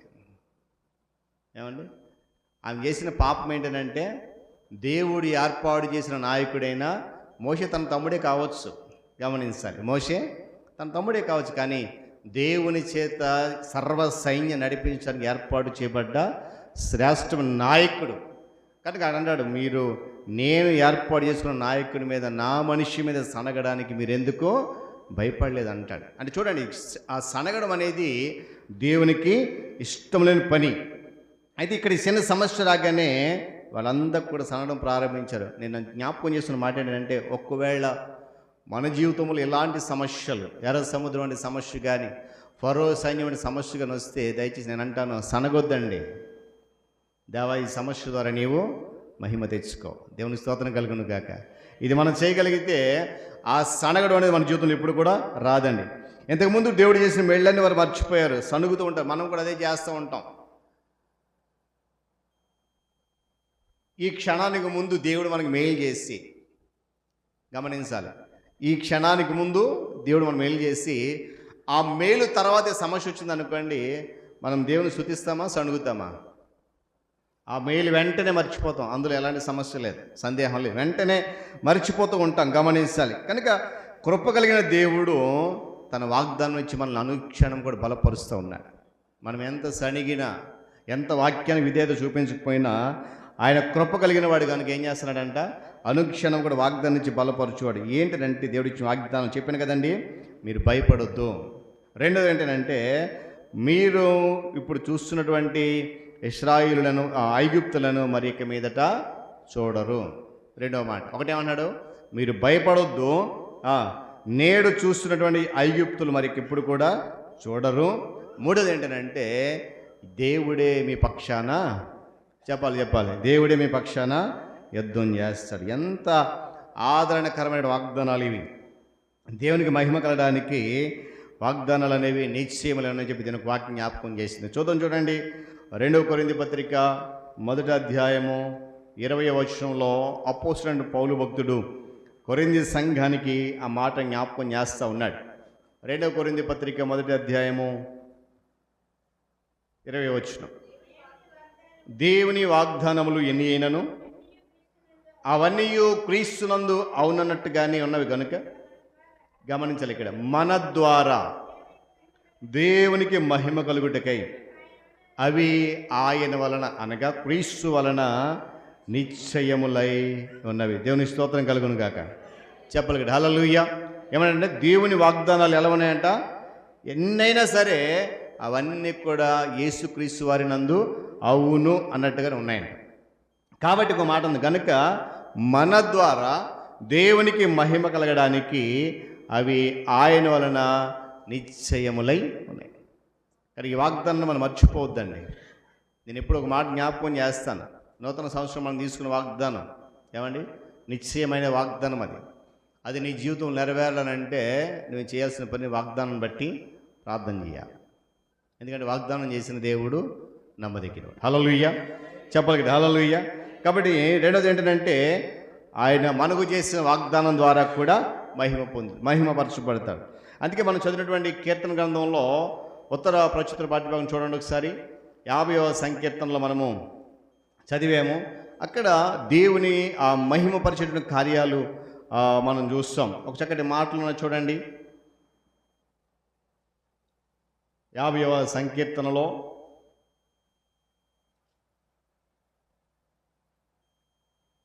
15వ చరణం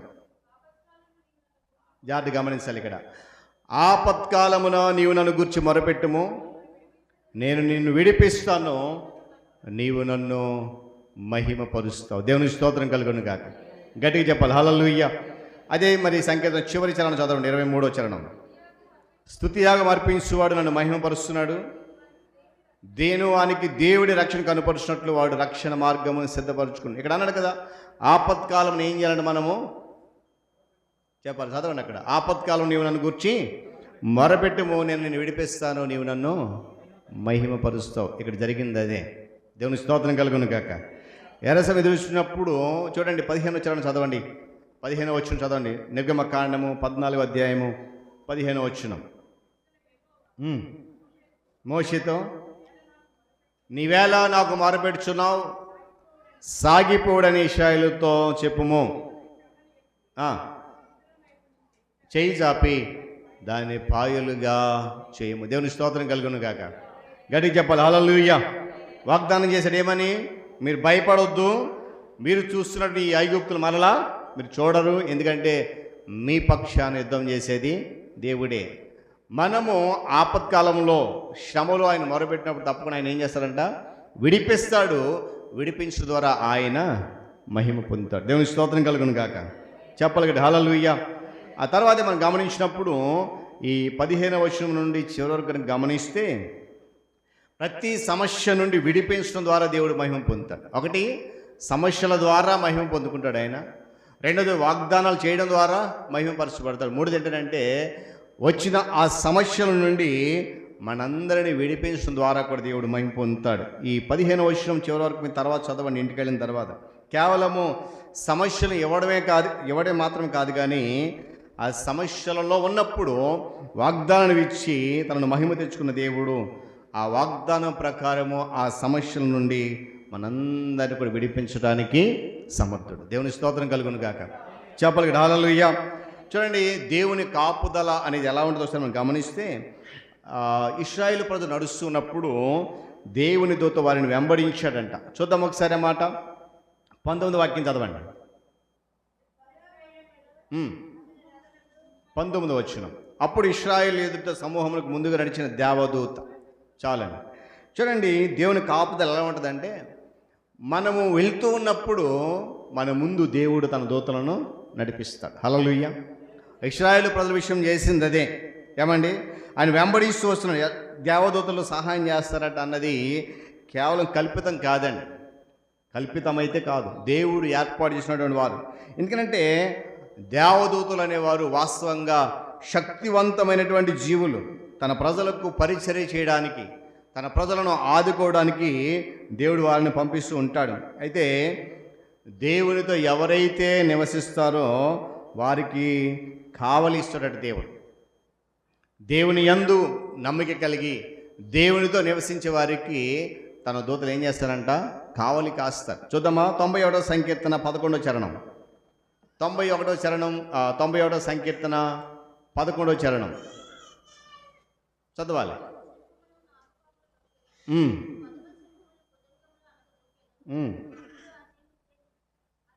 11వ వచనం, 91:11. నీ మార్గములన్నిటిలో నిన్ను కాపాడుటకు ఆయన నిన్ను గూర్చి తన దూతలకు ఆజ్ఞాపించును. నీ పాదములకు రాయి తగలకుండా వారిని నెత్తి పట్టుకుంటారు. సింహములను నాగుపాములను తొక్కుతావు. దేవుని స్తోత్రం కలుగును గాక. ఏమన్నాడంట? నీ మార్గములన్నిటిలో కాపాడని ఏం చేస్తాడు ఆయన? తన దూతలకు ఆజ్ఞాపిస్తాడు. నీ పాదములకు రాయి తగలకుండా వారిని తమ చేతుల మీద ఎత్తి పట్టుకుని. దేవుని స్తోత్రం కలుగును గాక. రెండోది ఏంటంటే, మనం చదవబడిన వాక్య భాగంలో మేఘస్తంభం వారిని వెంబడించిందంట. అంటే సమస్యను వాడు విడిపించడానికి దేవుని కాపుదలలో మొదట దేవుని దూత వాడిని వెంబడించింది. రెండోది ఏంటంటే మేఘస్తంభము వారిని వెంబడించింది. అది 20వ వచనంలో ఉంది, మనం చూద్దాం. 19:20 వచనం.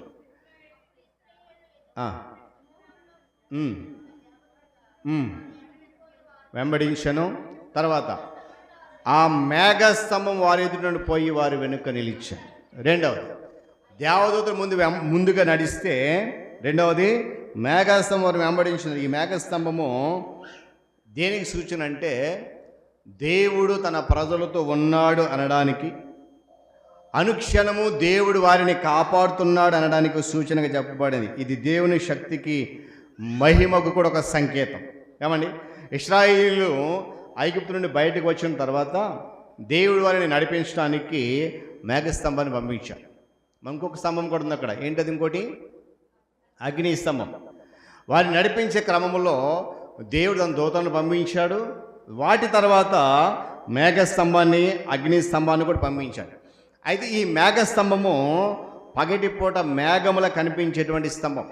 ఇది వారిని ఎడారిలో వారికి మార్గ నిర్దేశకం చేసేదంట. ఈ మేఘస్తంభము వారిని పగలు వెంబడిస్తూ ఎడారి ప్రాంతం నడుస్తున్నప్పుడు వారికి మార్గనిర్దేశం చేసింది.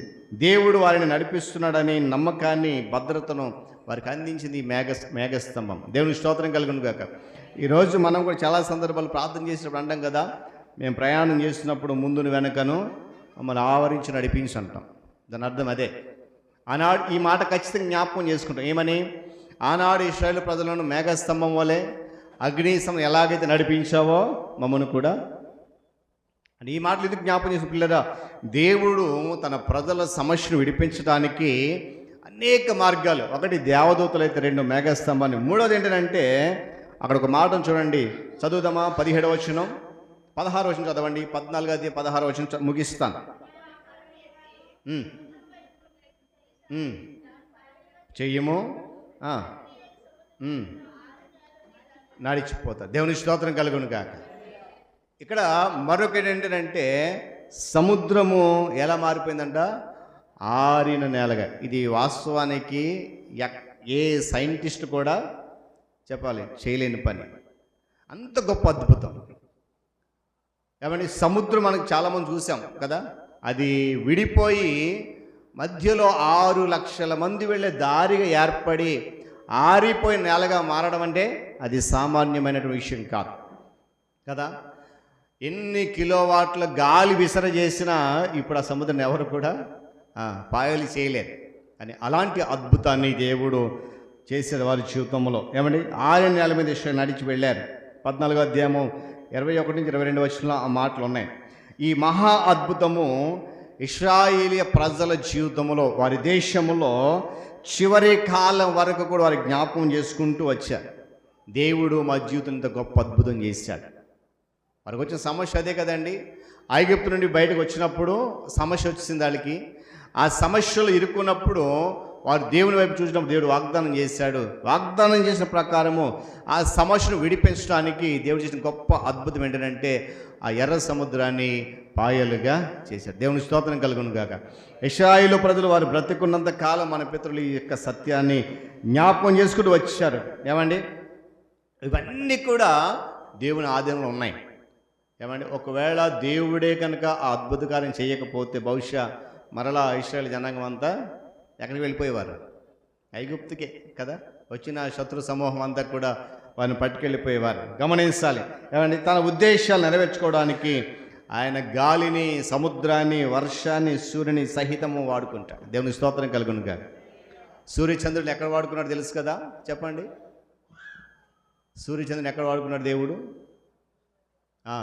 యెహోషువ కాలంలో యుద్ధం జరుగుతున్నప్పుడు ఏమని యెహోషువ ఆజ్ఞాపించాడు, ఏమని? సూర్యుని నీవు అక్కడ ఆగు, చంద్రుని ఇక్కడ ఆగు. ఇశ్రాయేలీలు తమ శత్రువుల మీద పగ తీర్చుకునే వరకు, అక్కడ మాటలు చక్కటి మాట, ఇశ్రాయేలీలు తమ శత్రువులను పగ తీర్చుకునే వరకు సూర్యుడు నిలిచెను, చంద్రుడు ఆగాను. అంటే దేవుడు తన ఉద్దేశాన్ని, తన సంకల్పం నెరవేర్చుకోవడానికి ప్రకృతిని సహితము వాడుకుంటాడు. ఒకవేళ ఆ ప్రకృతి ద్వారా నీకు సమస్య వస్తే ఆ సమస్యలో నుండి దేవుడు తనను తాను మహిమ తెచ్చుకుంటాడు. దేవుని స్తోత్రం కలుగును గాక. చెప్పాలి కదా, హల్లెలూయా. ఇశ్రాయేలు తరమిన వారందరూ కూడా మరొక వాగ్దానం చేశాడు కదండి. ఆయన ఏమన్నాడు? ఇప్పుడు మీరు చూస్తున్న ఈ ఐగుప్తులను మరి ఇక మీదట చూడరు. చూద్దాం, చూడండి ఆ మాట ఒకసారి. 23వ వచనం.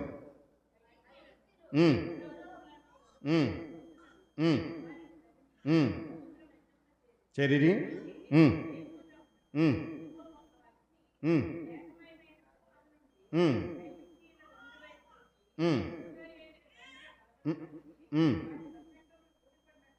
చేయగా వారు బహు కష్టపడి తోలుచుండరి. ఇశ్రాయేలు ఎదుట నుండి మనము పారిపోదాం రండి. ఈ మాట జ్ఞాపకం చేసుకోవాలి మనం. ఇశ్రాయేలు ఎదుట నుండి మనము పారిపోదాం రండి, ఎందుకంటే యెహోవా వారి పక్షాన యుద్ధం చేస్తూ ఉన్నాడు. దేవుని స్తోత్రం కలుగును గాక. దేవుడు వాగ్దానం చేశాడు. ఇంత జ్ఞాపకం ఒకటేంటి? మీరు భయపడొద్దు. రెండవది, మీరు చూస్తున్నటువంటి ఈ ఐగుప్తును మరిక చూడరు. మరొక మాట ఏంటంట? మీ పక్షాన ఆయన యుద్ధం చేస్తాడు. 3 వాగ్దానాలు కూడా దేవుడు నెరవేర్చి ఆ సమస్య నుండి విడిపించి తద్వారా ఆయన మహిమ తెచ్చుకున్నాడు. దేవుని స్తోత్రం కలుగును గాక. చెప్పగలడు, హల్లెలూయా. ఏమండి, ఐగుప్తులు ఏ ఒక్కరు కూడా మిగలలేదండి. అది దేవుని వాగ్దానం. అందరూ కూడా సమూలంగా చనిపోయారు. చూడండి, సమస్యలలో దేవుని కాపుద గుర్తించినప్పుడు మనము దేవుని మహిమపరచకుండా ఉండలేము. నేను ప్రారంభం అదే జ్ఞాపకం చేశాను.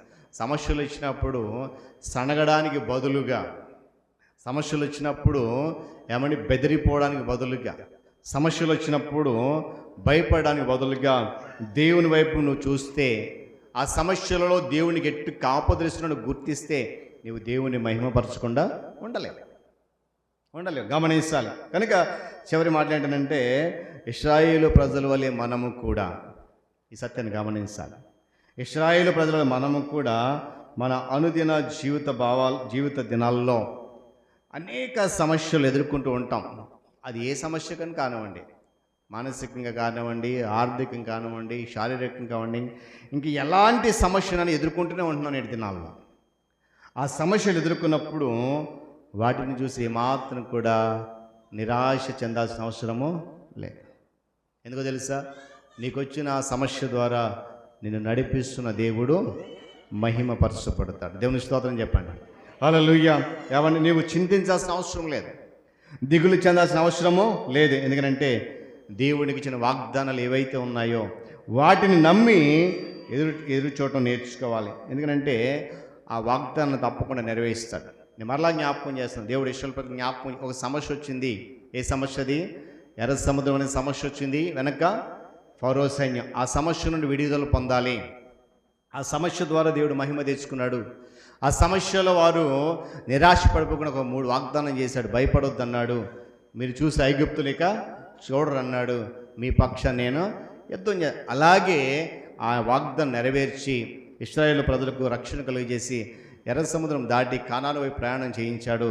శత్రువులను సముద్రం మధ్యలో నాశనం చేశాడు. కనుక దేవుడు ఏదైతే వాగ్దానం ఇస్తాడో అది తప్పకుండా నెరవేరుస్తాడు. కనుక ఆ వాగ్దానం నమ్మి ముందుకెళ్ళగలిగితే మన జీవితం కూడా అలాంటి గొప్ప ఆశీర్వాదం పొందుకుంటాం. తద్వారా నీ ద్వారా, నా ద్వారా, మనందరి ద్వారా దేవుడు మహిమపరచబడతాడు. దేవుడి మాటలు మన కొరకు దీవించను గాక. తల ఉంచి కళ్ళు మూసుకున్నాం, ప్రార్థన చేసుకుందాం. తల ఉంచి కళ్ళు మూసుకుందాం, ప్రార్థన చేసుకుందాం.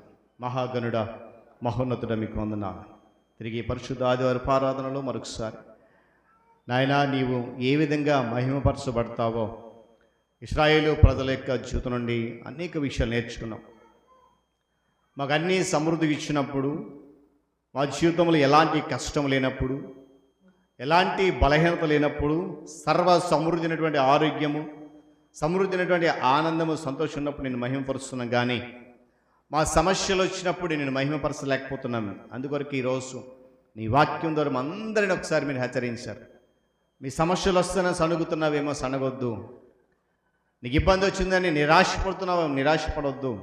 నీకు వచ్చిన ఆ సమస్య ద్వారా, నీకు కలిగిన ఇబ్బంది ద్వారా, ఆ బాధ ద్వారా నేను మహిమ పొందుకుంటానని నీ వాగ్దానం ఇచ్చావు. దేవానికి స్తోత్రాలు. ఆనాడు ఇశ్రాయేలుకు ఇచ్చిన వాగ్దానం ప్రకారం నాయన వారికి ధైర్యాన్ని కలుగజేస్తావు.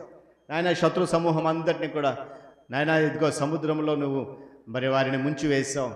వారి పక్షాన్ని యుద్ధం చేసావు శత్రువులతో. నువ్వు ఇచ్చిన వాగ్దానం నెరవేర్చి నీ బిడ్డల జీవితంలో గొప్ప రక్షణ కలిగజేసి సర్వ మహిమ మీరు పొందుకున్నారు. ఒకవేళ మా జీవితాల్లో అలాంటి సమస్యలు ఎదురైనప్పుడు నాయన మేము సణుగుతున్నామేమో, సనగడానికి బదులుగా నీవు మహిమ పొందుతున్నావు సత్యాన్ని గుర్తించి ముందుకెళ్ళి కృప దయచేయండి. వెతుబండి మాట వింటున్న మా అందరి జీవితంలో నిరంతరం ఫలింపచేయండి. మీరే మహిమ ఘనత ప్రభావాలు పొందండి. యేసు నామములో ఈ ప్రార్థన అడుగుతున్నాను మా తండ్రి, ఆమేన్. ఈ సమయంలో ప్రియులు తండ్రి గారు కేజే భక్తవత్సల గారు ఒక ప్రత్యేకమైన పాట పాడి వినిపిస్తారు. ప్రభులందరూ ప్రియ సంఘములకు పరిశుద్ధుడైన దేవుని నామమున అందరికీ వందనాలు తెలియజేసుకుంటూ ఈ అవకాశం ఇచ్చిన సంఘ కాపరి గారికి అలాగే పెద్దలకు వందనాలు. చక్కని వాక్యం విన్నాం. దానిలో ఇశ్రాయేలీయులు నడిపించడానికి మోషేను ఏర్పాటు చేసుకున్నాడు. మోషే మాత్రమే కాదు కానీ యెహోషువ కూడా ఇశ్రాయేల్ని నడిపించే వారిలో ఉన్నారు. వారి పక్షముగా దేవుడు ఉండి కార్యాలు చేశారు. మంచి సందర్భం, మంచి మాట విన్నాం. వారి పక్షముగా వారిని నడిపించి, అంటే దేవుడు వారితో ఉన్నాడు కాబట్టి వారి కార్యాలు చేయగలిగారు. అలాగే దేవుడు మనతో కూడా ఉంటే మనం కూడా ఆ కార్యాలు చేయగలము అనేటటువంటి ఉద్దేశంతో ఈ పాట పాడుతున్నాను.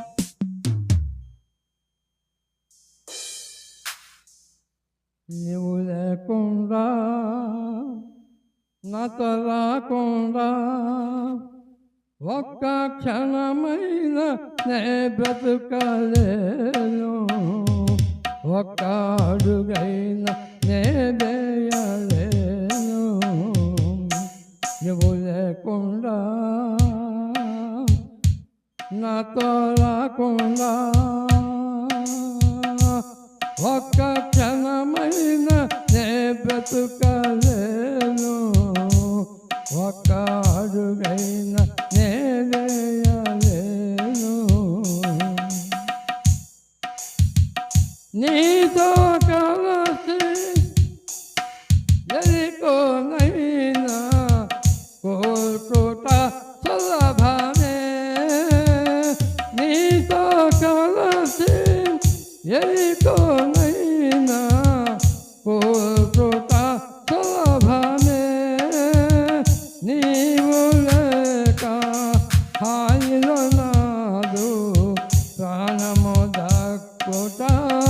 దుర్లభమే నీవు లేక హాయిలో నాదు ప్రాణము దక్కుట దుర్లభమే నువ్వు లేకుండా నాతో రాకుండా ఒక్క క్షణమైన నే బ్రతుకలేను ఒక్క అడుగైనా నే వేయలేను నువ్వు లేకుండా నాతో రాకుండా నీవు లేకుండా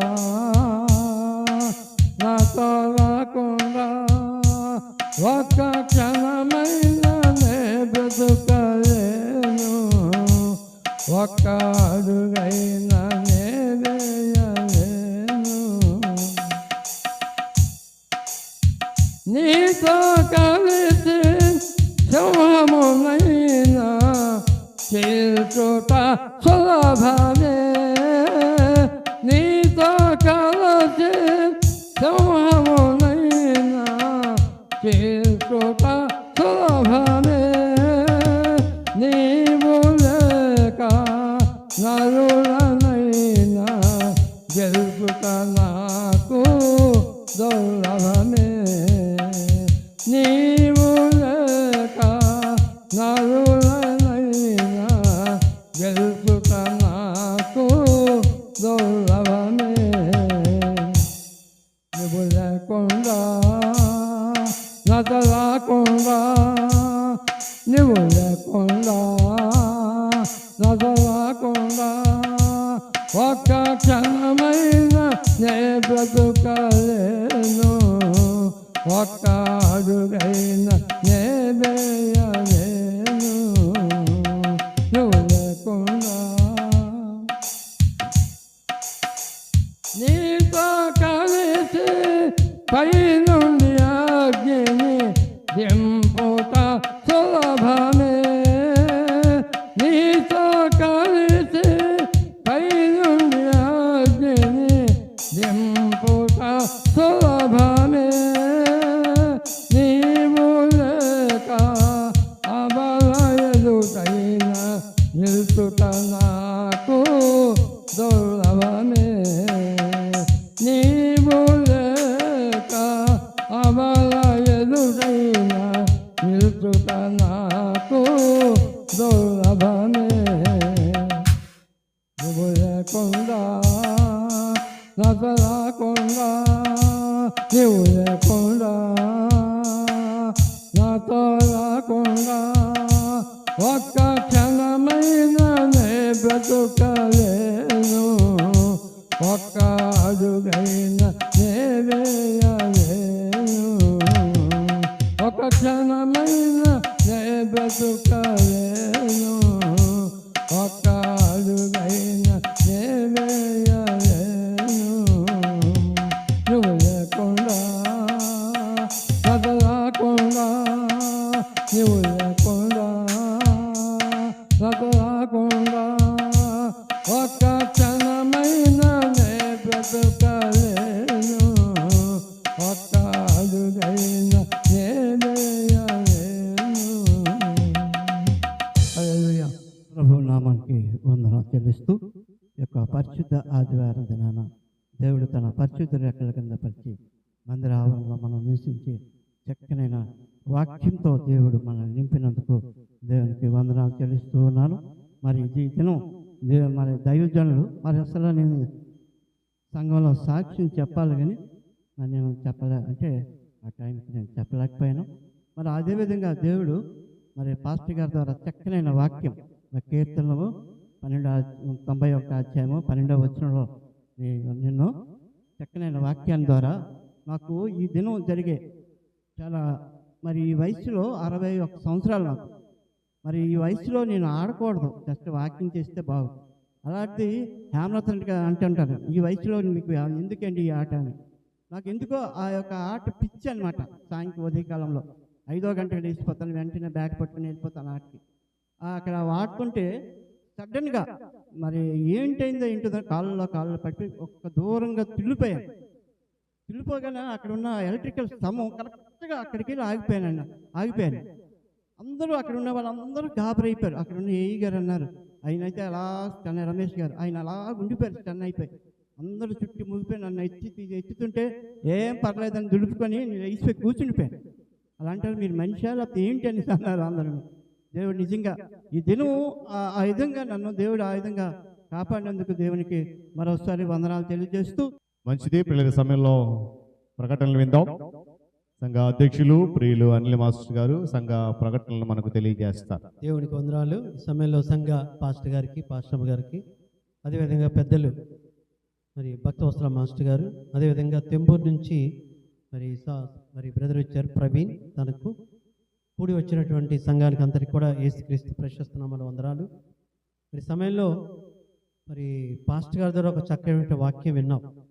అంటే దేవుణ్ణి మహిమపరచడం, అంటే ఏ స్థితిలో దేవుణ్ణి మహిమపరచాలో మనకి చాలా ఒక ఇది వస్తుంది. సమస్య వచ్చినప్పుడు పాస్టర్ గారు చెప్తూ దేవుని మహిమపరచాలన్నారు. నిజంగా అలాంటప్పుడు మనం ఎలా ఉంటాం ఒకసారి ఆలోచించండి. మరి ఇక్కడ ఈరోజు మనం తెలుసుకున్నాం ఏంటంటే, సమస్య వచ్చినప్పుడు దేవుణ్ణి మహిమపరచాలి. అదేవిధంగా వాగ్దానాలు ఇస్తూ ఉంటాడు దేవుడు. అలాంటప్పుడు ఎలాగో మనం ఇచ్చేస్తాం, మహిమపరుస్తాం. అదేవిధంగా తర్వాత మరి వాగ్దానాలు నెరవేర్చినప్పుడు కూడా, వాగ్దానాల ద్వారా మనం సేవ్ అయినప్పుడు కూడా మనం ఏం చేయాలట, దేవుణ్ణి మహిమపరచాలి. అలాంటి కృప ఉండాలి. మనం ఎల్లప్పుడూ అన్ని వేళలా కూడా దేవుణ్ణి ఎప్పుడైతే మహిమపరుస్తావో అప్పుడే దేవుడు మన పక్షాన ఉంటాడు. హల్లెలూయా చెప్దాం, హల్లెలూయా. మరి పాస్టర్ గారు చాలా చక్కగా మరి వాక్యం చెప్తూ, మరి మన ముందు ఎప్పుడు కూడా ఎవరు వెళ్తారు, దూతలు, దేవదూతలు కావాలి ఉంటాం అనుకుంటాం, నేను ఒంటరి ఒక్కడే అని. అలా కాదు, దేవుడు ఎల్లప్పుడూ కూడా మనల్ని నడిపిస్తూనే ఉంటాడు. మరి పాస్టర్ గారు చక్కగా వందనాలు తెలియజేద్దాం. అదేవిధంగా మరి ప్రకటనలోకి వస్తే మరి లారెన్స్ గారు చెప్పారు, మరి ఇప్పుడే చెప్పారు లారెన్స్ గారు. నిజంగా మనం లారెన్స్ గారి విషయంలో చూడండి, ఏ టైంలో ఒక్కరైనా సరే పలాంది ఇక్కడ సమస్య ఉందంటే రండి అంటే వెంటనే వచ్చేస్తారు. చర్చిలో ఎలా ఉంది, లేకపోతే ఎవరికో బాగాలేదు రండి అంటే, మరి అనుక్షణము లారెన్స్ గారిని కాపాడుతూనే ఉన్నాడు. మరి చూడండి, ఆ మాత్రం కొంచెం ఎక్కువైతే ఆ యొక్క అది ఎలక్ట్రికల్ గ్రౌండ్ అది తగిలిపోతుంది. మరి రమేష్ అంటే మనకి ఇంజనీర్ కదా, ఎలక్ట్రికల్ ఇంజనీర్ ఏఈ, మనకు వచ్చారు తవిటాడు మనిషి కొడుకు అతను. అయితే ఎంత ఇది చూడండి, ఆ మాత్రం ఏదైనా అయితే తగిలేస్తుంది. అయినా సరే దేవుడు కాపాడుతూ, ఇలాంటివే మనకి సాక్ష్యాలు. అయితే ప్రతిరోజు మనకు జరుగుతుంటాయి మన జీవితంలో. బస్సు ఎక్కినప్పుడు చిన్న ఇదైనా కూడా సాక్ష్యమే. కానీ ఆ సాక్ష్యాల్ని చిన్నదే కదా, ఏ వద్దు అనుకుంటాం. కానీ దేవుడు అనుక్షణము కంటికి రెప్పలా కాపాడుతున్న దేవుడు, కునుకడు నిద్రపోడు. హల్లెలూయా చెప్దాం, హల్లెలూయా. మరి లారెన్స్ గారికి తన గురించి ప్రార్థన చేయండి. ఇంకా మరి దేవుడు తనని బహుగా వాడుకోవాలని తన్ని, హేమలతని, వాళ్ళ కుటుంబం గురించి ప్రార్థన చేద్దాం. అదేవిధంగా మనకి భక్తరాష్ట్ర మాస్టర్ గారి గురించి చెప్తే, పాట అక్కడ అన్నాం, అక్కడ కూర్చొని పాడతారన్నాం. పర్వాలేదు, ఇక్కడికి వచ్చి ఏమనిసి కూర్చేయమన్నాం, కూర్చుంటారేమో అనుకున్నాం. ఏం లేదు, అక్కడ కూర్చోలేదు, ఇక్కడ కూర్చోలేదు. దేవుడు పూర్తిగా పాట అంతా కూడా దేవుడు నిలబెట్టాడంటే కేవలం దేవుడి తాలూకా కృపే. మనం అనుకుంటాం, నేను నిలబడలేనేమో, నాకు ఇదే చేయలేనేమో అనుకుంటాం. కానీ తప్పక మనం దాంట్లోకి వెళ్తే దేవుడే నడిపిస్తాడు. విశ్వాసం తెలిపడమే, దేవుడే నడిపిస్తాడు. మరి మా జీవితంలో కూడా మంచి ఆరోగ్యం ఇవ్వాలని మున్ముందు చూడండి, వాయిస్ కూడా ఎలా ఉందో, చక్కటి వాయిస్ ఇచ్చారు తనకి. మరి ఆంధ్ర క్రైస్తవ కీర్తనలైనా ఏ కీర్తనైనా సరే చక్కగా పాడతారు. తన గురించి మన అనుదిన ప్రార్థనలో గుర్తు చేసుకోండి. అదేవిధంగా మిగిలిన ప్రకటనలు, గత వారం ఆత్మీయ పలకరింపుకి వెళ్ళాం, కొన్ని గృహాలు దర్శించాం, చాలా సంతోషం అనిపించింది. మరి ఈసారి కూడా మీకు అది తెలియజేస్తాము. ఆ బుధవారం మీరు కూడా అందరు రావాలని కోరుతూ ఉన్నాం. అక్కడ బోరగాంలో నారాయణమ్మ గారు, అదేవిధంగా భక్తవత్సల మాస్టర్ గారు, మరి సాగర్ సౌజన్య వారి గృహాలకు వెళ్ళడం జరిగింది.